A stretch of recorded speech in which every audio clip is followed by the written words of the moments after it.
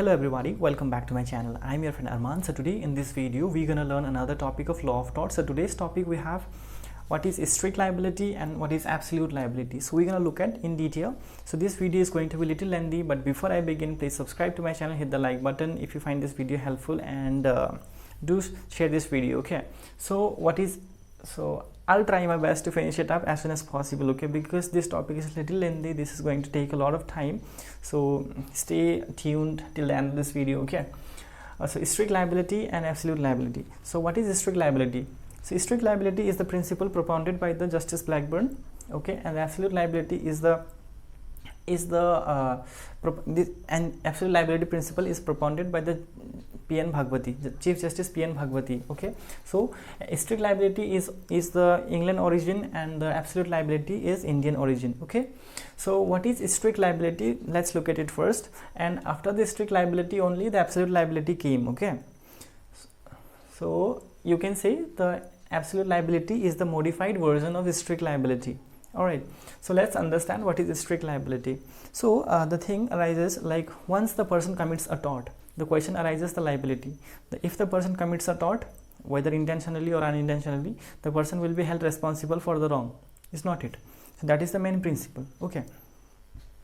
And apart from that, the person can escape from his liability by invoking certain kind of general defenses that we have discussed in the previous video. That there are like in you will find that video. If you haven't watched my general defense videos, then you can find in my YouTube channel. Go to the playlist and find the law of tort. Then there you will find, I think that was the second part of this law of tort playlist, okay. The second part, do watch that, okay. So where I have discussed that a person can evade from his liability by invoking certain general defenses like act of the god, vis major, or say act of the stranger, inevitable accident, statutory authority, many more, okay. So the person can escape from the liability arising out of the tortious act by invoking general defenses, okay. But in case of the strict liability, things are a little different, okay. The person will be held liable regardless whether he was negligence or not, okay. Let's understand. There is a case law, Rylands versus Fletcher, okay. From this case only the concept of strict liability came, okay. So in this case, what happened in the Rylands versus Fletcher? So the defendant hired an independent constructor to construct a reservoir, okay, in order to give the water to his mill, okay. So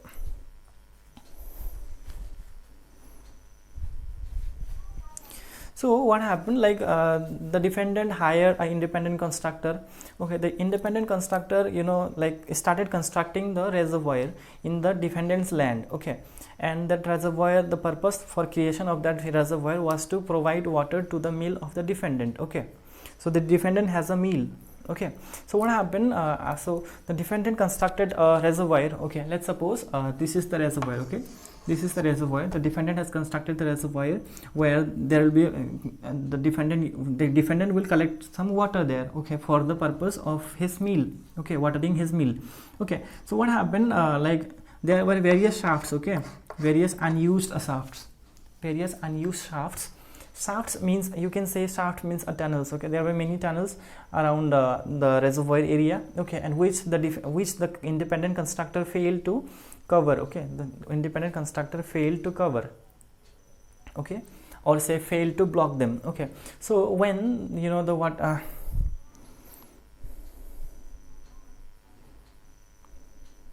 so when the water was filled in the reservoir, what happened? It got bursted out through one tunnel. And it flooded away the defendant's plaintiff's coal mine.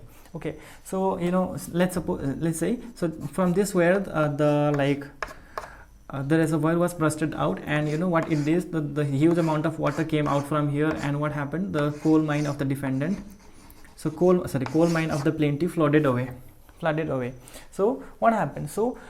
Then the plaintiff filed a suit against the defendant for the recovery of the damage, Okay, then the defendant contended that he was not negligent in his act. Defendant said he was not negligent in his act, though the defendant, it was the act of the independent constructor who failed to observe and block those tunnels or say shafts.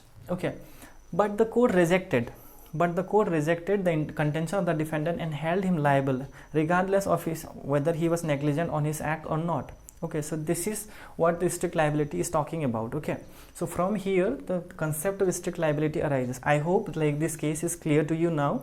Okay, so regardless, like the court says that regardless the plaintiff, whether the defendant was negligent, he will be held responsible. Okay, because the construction of the reservoir was like, the size of the reservoir was really big. Okay, really big, where the huge amount of water used to be collected, and that can be said a non-natural use of the land. Okay, and once it brushed it out, it flooded away the coal mine of the plaintiff. So the court held the defendant liable. Okay, so I'll tell you another thing. Okay, and that thing is not important, you don't have to write in an exam, but I'll tell you why he was held responsible. Okay, so we have discussed about the vicarious liability thing. Okay, so here in this case also the defendant hire an independent constructor to construct a reservoir. Okay, so the moment I hire someone to do a certain thing, so that means what the person is a servant and I am the master, and whatever the things he does, I will be the act of the servant binds me also. Okay, qui facit per alium facit per se, remember that the act of the act of the agent is the act of the principal. So that's what it is. Okay, so yeah, so after while delivering the judgment on this case, the Justice Blackburn has said, okay, Justice Blackburn was the who gave the ruling of this case. Okay, so Justice Blackburn, he said that this thing. Okay, he said that we think that the true rule of law is that the person who for his own purpose brings on his land and collects and keeps, if there anything likely to cause mischief, if it escapes, must keep it on his own peril, and if he does not do so, is prima facie answerable for the damage which is the natural consequence of his escape. Okay, so it's very simple. What the Justice Blackburn is saying, that if the person brings on his land anything, brings some certain things on his land and keeps it and which has the tendency to cause mischief if it escapes.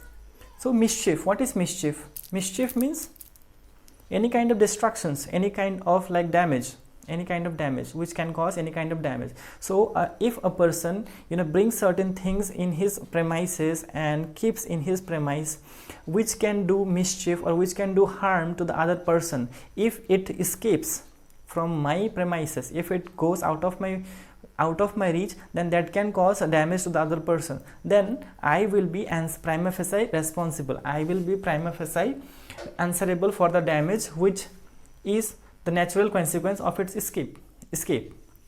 Okay, let's suppose, okay, I am taming a tiger. Okay, I have brought a tiger from jungle and I am keeping it in my own peril. Okay, so what happened, like I am feeding my tiger on daily basis, and the tiger is quite friendly with me. Okay, but what happened, one fine day I forget to feed my tiger. What happened? It escapes.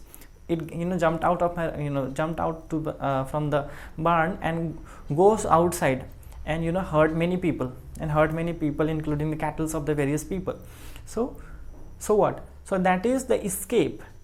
The thing I have created, kept in my premise, that is inherently dangerous thing. Okay, that which can, so the going out and causing harm to the people, that is the natural consequence of its escape. Okay, so that's what it is. So once if a person keeps certain things which can cause damage to the other person, if it escapes, then I will be prima facie answerable for it. So that's what he is saying. Okay, and he further also said that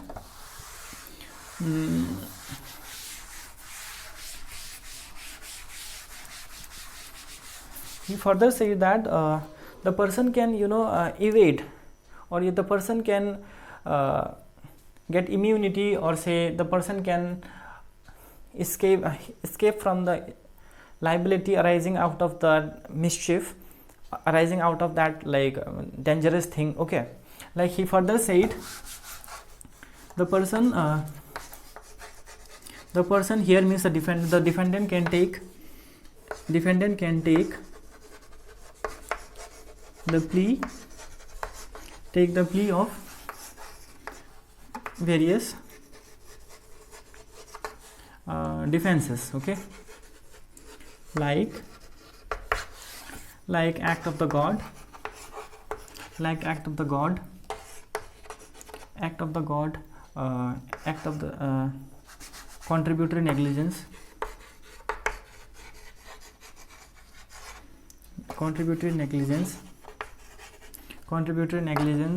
and say statutory authority,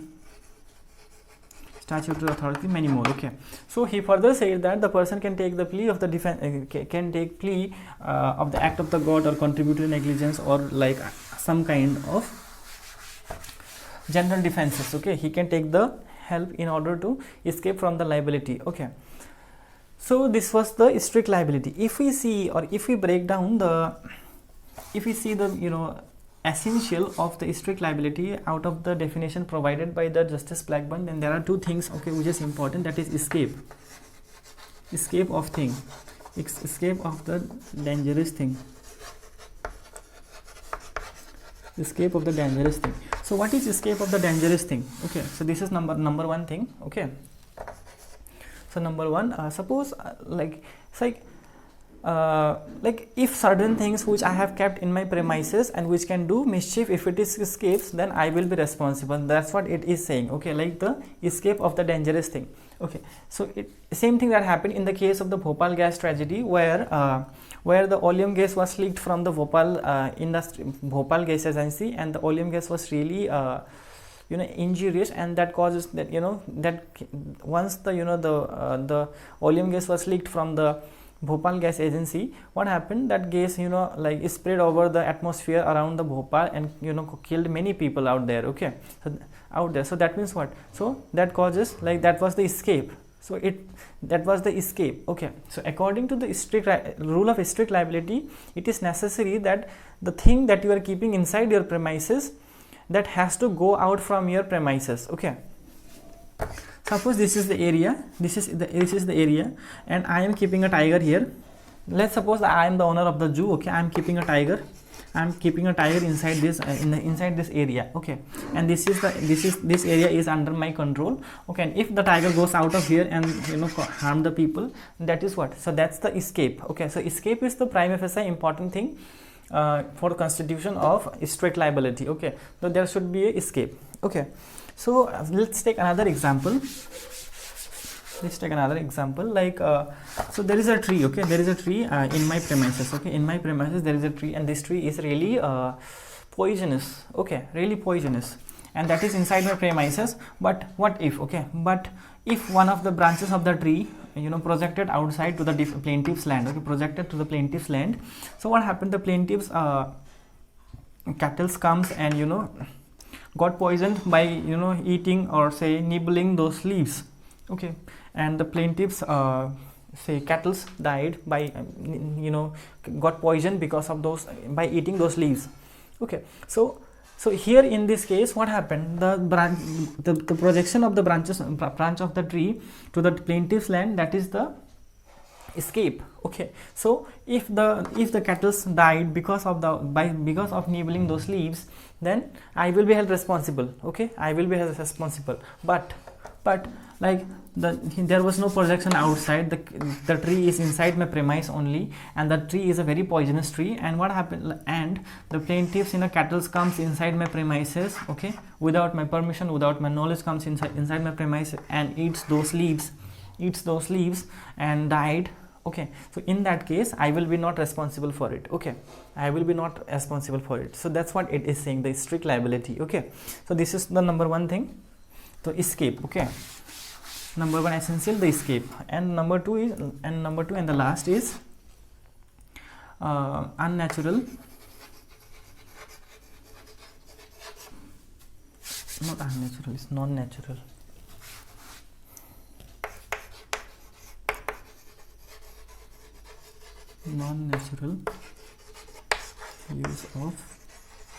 Non-natural use of land. Okay, so non-natural use of land. So like okay, so I have given the example of the tiger. In my previous example, I said that the keeping a tiger, the zoo. Okay, the tiger was in the zoo. Okay, so zoo is a natural use. Okay, zoo is a natural use. Okay, so inside my so the zoo is a natural thing. But in the case of the Rylands versus Fletcher, what happened? The reservoir was constructed to store the water, and the reservoir was such a big reservoir, and which is and the reservoir was constructed for watering the mill of the defendant. Okay, watering the mill of the defendant, and the reservoir constructed was beyond the need of the mill. Okay, so that means what? That is the unnatural use of the land. Okay, or if I planted a tree, a very poisonous tree in my land, so that is also not natural use of the land. Okay, I am planted a banana tree, leaves, whatever the kind of normal trees, those are natural use. But if I am planting a tree which is really dangerous thing, which can cause damage to the other person, then that is the non-natural use of the land. Okay, so if the two things are satisfied, then the wrong committed will be then the liability arising out of that wrong will be strict liability. Okay, but still the defendant can take the plea of the act of the third party or act of the god. Okay, many more. Okay, suppose this is my premise. I have planted a tree here which is very poisonous. Okay, so what happened due to the tsunami, or say due to certain kind of calamities? What happened?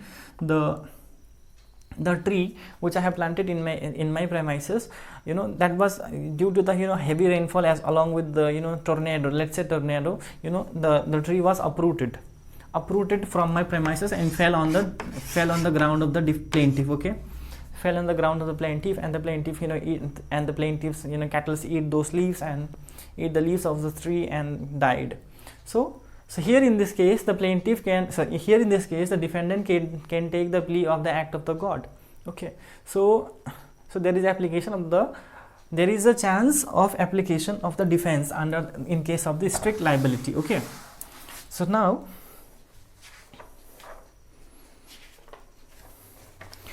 we'll see the absolute liability. I hope the strict liability is clear to you. Okay, if it is not, then you can ask me, you can follow me on Instagram. Okay, I have given my Instagram link on my description box. You can connect me through there. I will make you understand about this strict liability in more detail if it is not sufficient. Okay, so now we'll discuss absolute liability. Okay, so what is absolute liability? So the general definition of the absolute liability is that, like, when an industry which is carries a business which is inherently dangerous. Suppose like this is the industry. Okay, this is the industry, and this industry used to manufacture some kind of fertilizers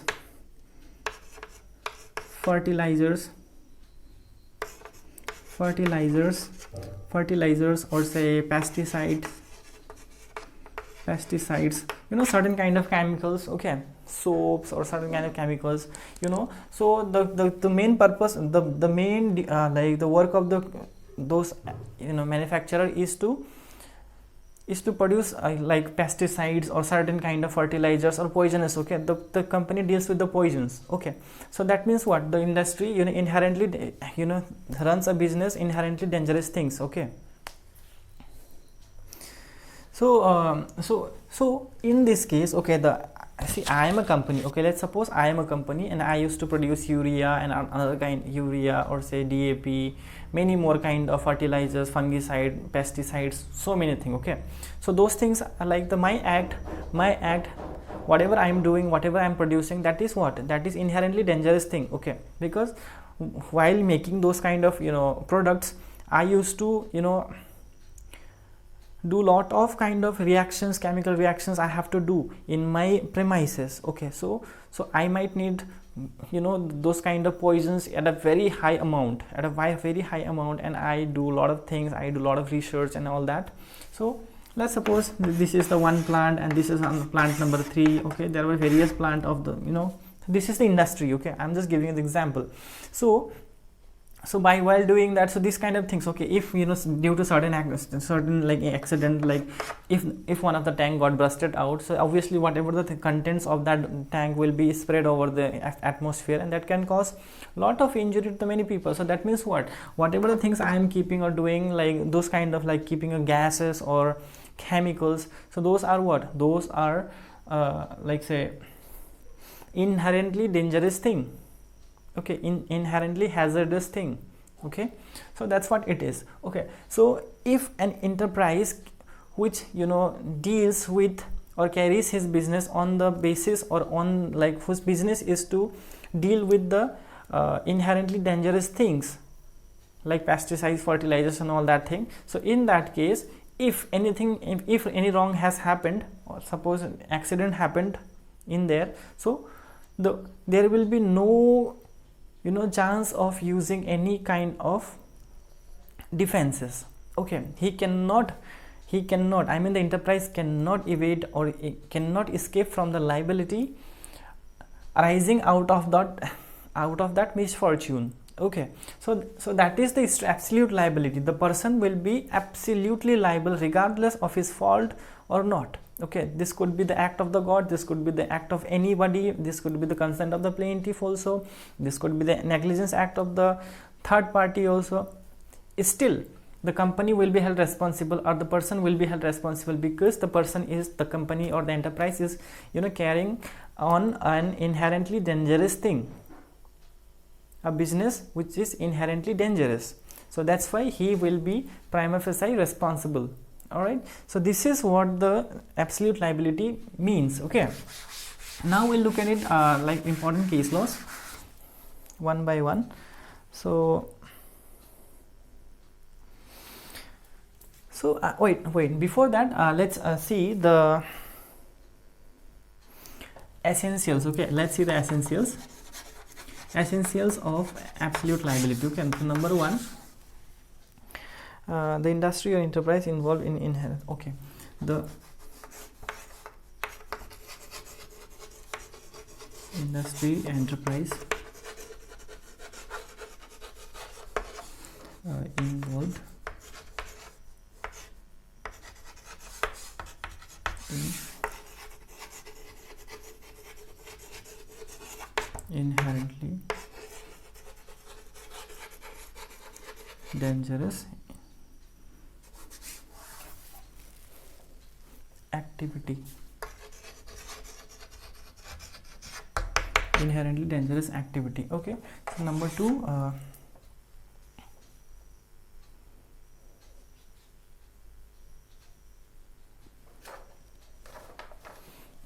escape. Number 3,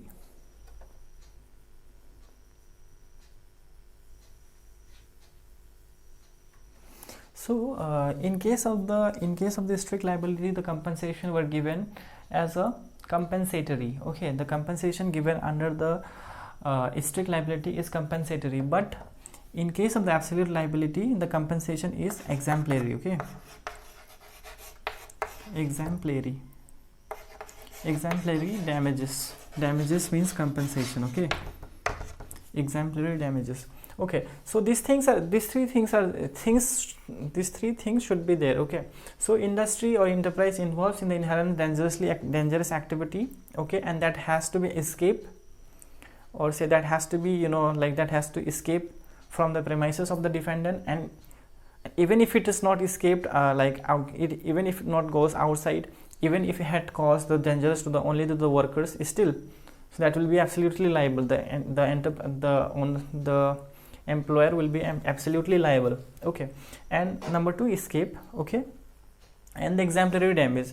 In case of the strict liability, there will be damages provided to the plaintiff, that is compensatory. Okay, suppose there was a loss of rupees 10,000. In case of this, if it is a strict liability, then the 10,000 will be given to the to make good to the plaintiff, the 10,000 will be given by the defendant. Okay, but in case of the absolute liability, since the court wanted to keep like make the example, so that in order to avoid certain kind of accidents in future, so that's why the court will court will order for the exemplary damages. So exemplary what? Example and airy. So example. So court want to set the example that if you do certain activity, if you are negligent or if you do certain wrong things, then he will be get this kind of punishment. Okay. So the amount of the exemplary damages could be way more than the loss suffered by the plaintiff. Okay. So that's what the exemplary damage is. Okay. I hope it is clear to you now.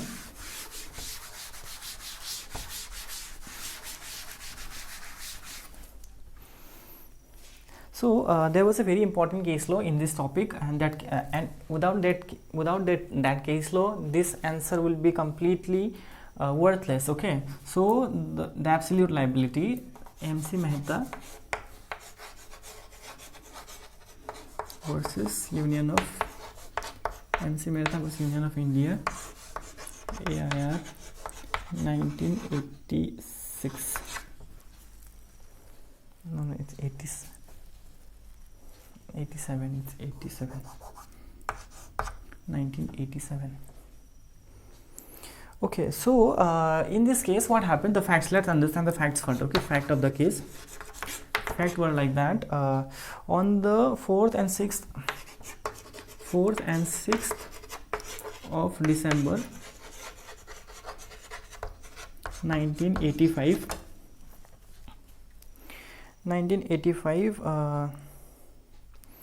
There was a leakage.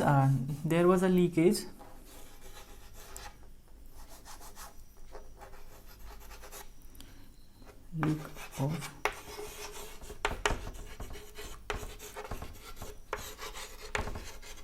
from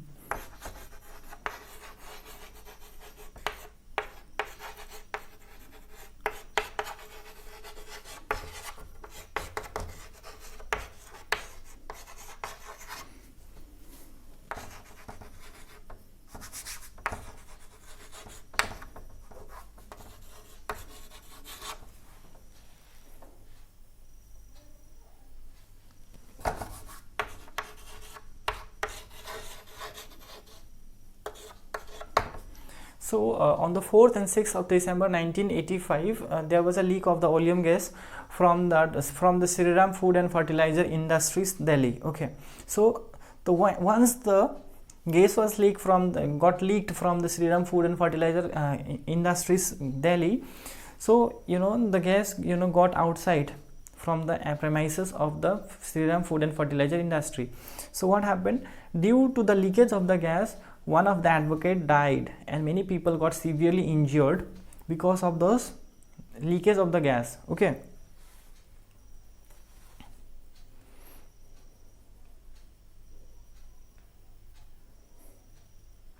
so then after that the MC Mehta filed a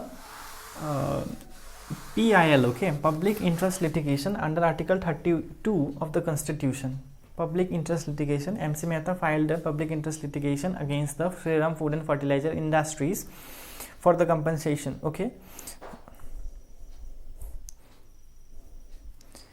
and what happened? Like once the petition was filed before the Supreme Court, then and this case was headed by the Chief Justice Bhagwati. Okay, this Chief Justice P.N. Bhagwati.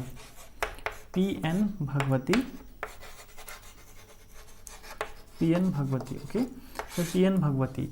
So while delivering the judgment on this case, the Justice P.N. Bhagwati propounded the principle of absolute liability. I'll tell you how. Okay, so initially what happened? The case was filed as a strict liability. Okay, from the defendant side, the defendant was saying that this was the negligent act of the third person. This is the act of the third person. Okay, then the P.N. Bhagwati rejected the contention of the defendant and said that like the principle that is being found under the strict liability, that is of the 1896. Okay, 1896 principle, the principle propounded in 1896. Now like while now it's a 21st century, and if we apply the principle that is being propounded in the 1896, then that will be wrong, that will be unjust, because you know due to the advent of the various science and technology, so and for the development of the country, industry carrying on the business which is inherently dangerous, that is the need of the hour. Okay, we cannot stop the development. Okay, so the company running a company which is inherently dangerous, that is the need of the hour. So if we apply the principle that is being found in the like 1896, then that will be unfair. So that's why the P.N. Bhagwati rejected the plea of the defendant and propounded the principle of absolute liability, and said that in case of the absolute liability, there will be no excuse at all given to the defendant, regardless whether it is act of the God or act of the anybody. Okay, so this was the word of the P.N. Bhagwati, and he said that regardless of the mistake, mischief or negligence of the defendant, he will be entirely responsible, and the compensation will be given, that will be exemplary.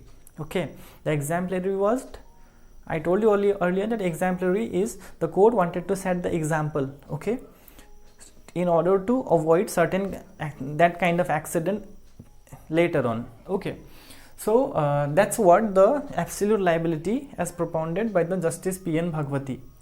Okay, clear? Okay, I hope it is clear to you now.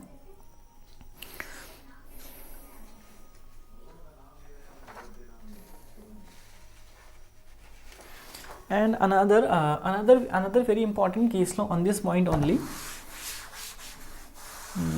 The case law is popularly known as Bhopal Gas Tragedy. Bhopal Gas Tragedy, or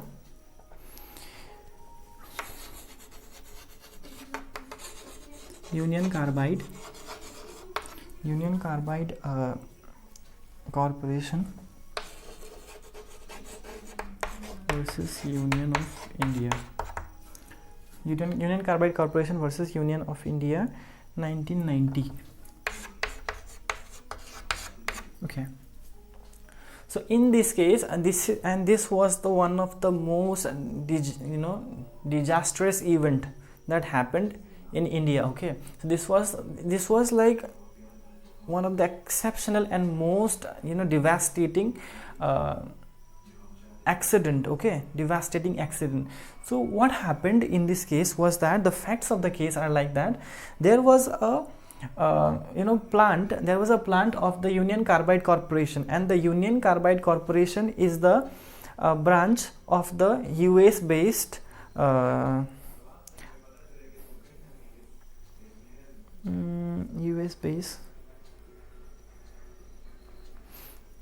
US based carbide company. Okay, so this was the branch of the US based Union Carbide Company. Okay, Union Carbide Company. Okay, so this was the branch of the US based Union Carbide Company. So while there was in this case the doctrine of absolute liability was upheld, okay, used. So the facts of the case were like that. In the 2nd and 3rd of December,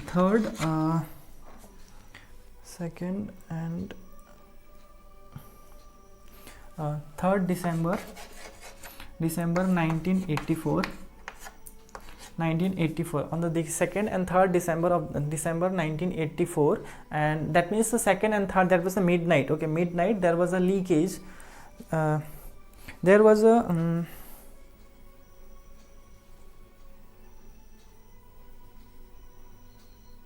so there was a leakage of the methyl isocyanide. Okay, so there was a leakage of the gas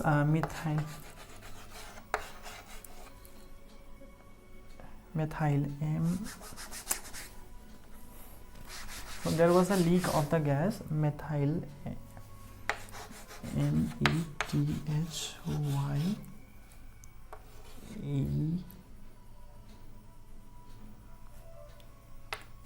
isocyanide, CYNIDE,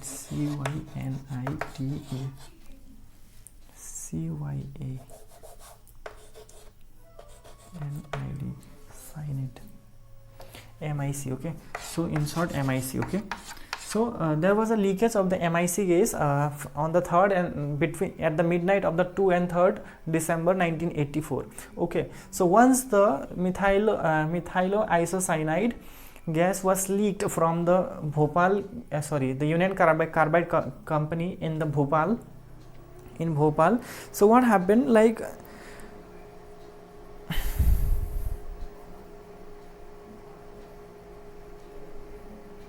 more than 3,000 people were died. Okay, more than 3,000 people were died. More than 3,000 people were died because of the methyloisocyanide. This was the most poisonous gas for humans and as well as the animals. So there were more than 3,000 people died because of the leakage of the methyloisocyanide gas. So and along with what happened, like there is to born children with deformities. Okay, still the children born in Bhopal, many of the children are born with deformities. Okay, like many of the children are born handicaps. So this was the one of the most disastrous case. Okay, so more than 3,000 people dying because of the company. That's not a joke. Okay, that's not like, we can't even imagine like dying of the 3,000 people because of one single accident. Okay, 3,000 people and plus like the children's born in those areas, I mean in Bhopal, they born with deformities. Okay, deformities. So they born with deformities. Still they born with deformities. Many of the children, they suffer from a lot of disorders. Okay, so this is the consequence of the escape of the methyloisocyanide gas, okay, from the Union Carbide Corporation, and which is the which is the branch of the US based company. Okay,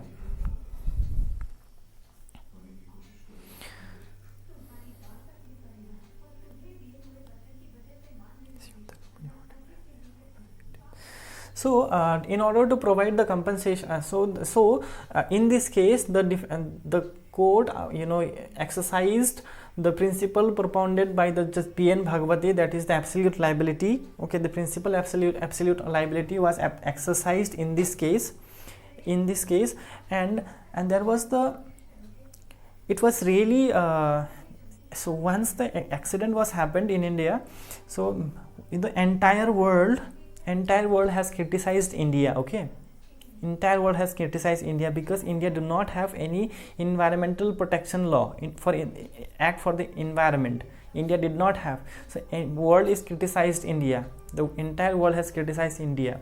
Okay, so that's why within a short span of time the Environment Protection Act was enacted. Okay, 1986. Environment Protection Act, EPA. Okay, EPA 1986.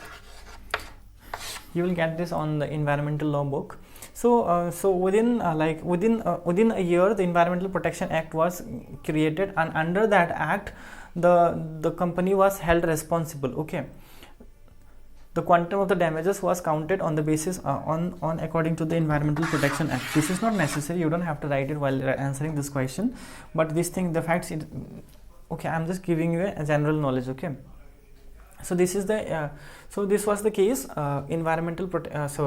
Union Carbide Corporation versus Union of India. More than 3,000 people died, and in Bhopal still the children born with deformities, and it is because of the escape of the methyl isocyanide gas, okay, from the Union Carbide Corporation, which is the US based company. Okay, so once the accident happened, there was a PI and there was a case filed in the US based company in the US only, in the district court of US, but the court rejected the petition on the ground that they do not have the jurisdiction. So then the case was filed in the Supreme Court of India, and the Supreme Court India exercised the principle of the absolute liability and held the company liable, held the company liable, and in order to provide the compensation for the plaintiff who has suffered because of the accident. So in order to make good, there was a one act was passed, that is Bhopal gas disaster. Bhopal gas disaster processing of